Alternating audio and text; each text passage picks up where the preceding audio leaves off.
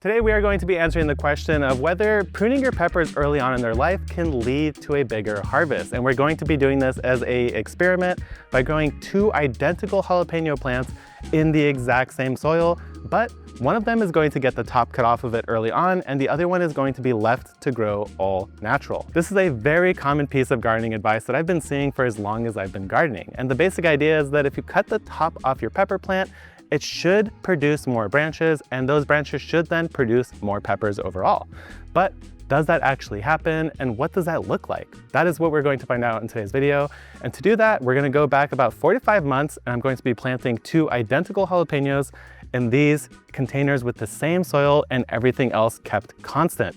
And after those peppers have been in those containers for about a week, we're gonna come back in and we're going to top that pepper plant and see what happens next. Our peppers have now been in the containers for about a week, and what we're seeing is they're starting to naturally branch. That is the perfect time to actually top your pepper, because at that point, it's already beginning to start branching off, and we want to encourage even further branching.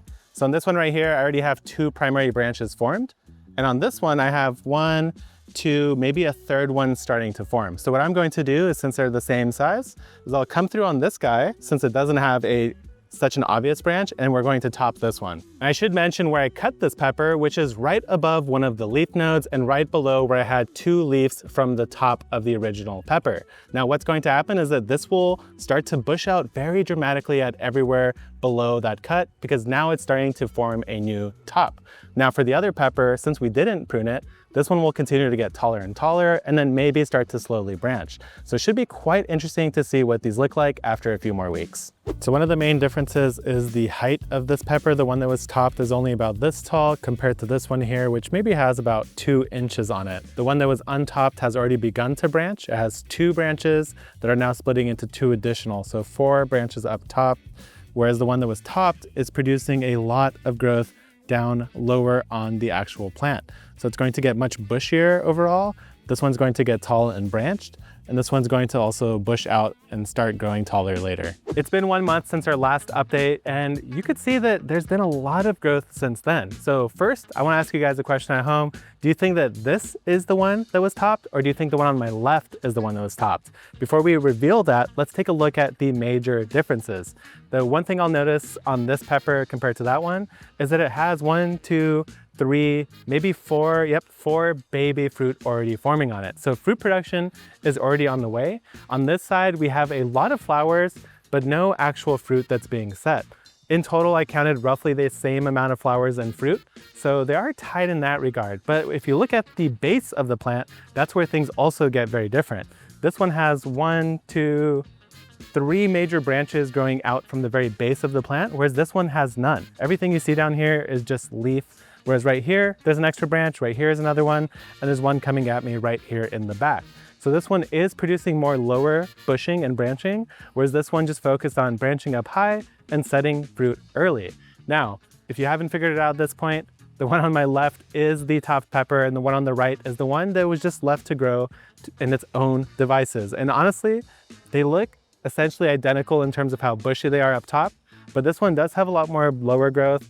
It's also a little bit more spindly, so I don't know if I would consider that a plus. In fact, that's a negative. And this one does have fruit already. So already we are seeing some major differences here. This one is faster, but this guy should catch up in the long run with all this extra branching that's occurring. So we'll check back in probably another month and we'll see how much fruit both of these actually have. It's been about 5 weeks since our last update and just over 4 months since we first planted these peppers, cut the top off of one of them. Now, before we get into the actual conclusions though, I do want to give you guys a quick little tip on how to know when your jalapenos are ready, which is the signal for me to say that this experiment has concluded. If you take a close look at a jalapeno pepper, what you'll start to see are these little white sort of tannish lines that run parallel to each other. So you get a bunch of them. That is called corking, and it's a sign that your pepper has reached maturity. This happens to most peppers out there, so as soon as you see those little cork lines, you know that pepper is ready to harvest. So now what about the results, and where can you use this to your best advantage? Now, right off the bat, I will tell you that this was the one that was topped, so we cut off the top on this pepper, and this is the one that was left to grow on its own devices. Now, both of them look like great pepper plants, but clearly this one has way more structure, more balanced bushiness, and the kicker is that this one had 37 peppers on it at the moment, and this one only has 15. 15. So we got almost 3 times as many peppers on the one that we did prune the top off of. And to me, that is a clear sign that this does work. Now, of course, this is a one-of-one example. I only have 2 plants here. It's not a crazy full science controlled experiment, but nevertheless, the results I do think speak for themselves. You see significantly more branching on the one that we pruned, and that is just going to lead to more areas where flowers can develop, which should lead to more fruit. Now, if you are in a long season like I am here in San Diego, this is definitely the better move to make because you will get more peppers in the overall long run. But if you live somewhere with a very short season, you might still be better off with the unpruned pepper, because if you get 37 peppers on a plant like this, it's gonna take a while for all those to reach maturity. This one will produce more peppers on a more regular basis and earlier than this one because it has less fruit to actually form and reach maturity. So over here, I've already harvested 3 jalapenos from this plant, and there's this 4th one that's ready. And on this one, I've only been able to pick 1 jalapeno that's ready. And actually, there is one more that just barely has signs of corking, so we are up to 2 on this guy. Now, a little caveat here is that this kind of pruning or topping of a pepper, I would really only recommend for small fruited peppers. Anything that's like jalapeno and smaller, you should get great benefits from it. But imagine you were growing a bell pepper and you had this crazy big bushy bell pepper plant. These branches are gonna have a very hard time supporting such a heavy fruit load, and you will probably end up with smaller bell peppers overall because you are getting more fruit than the plant can really support on its own in a natural sort of growing environment. So for things like bells, I would still leave them unpruned like this because they take so long to form anyway. I want to make sure they come out at full size and the plant doesn't just break itself from all the weight of the peppers.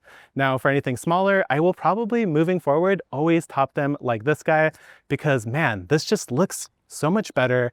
And of course, there is so much more production. So it's safe to say that I definitely learned something from this experiment, and I hope that you guys at home did too. Now, if you need more help on growing peppers, then you should watch this video over here. Thank you guys so much for watching. Good luck in the garden and keep on growing.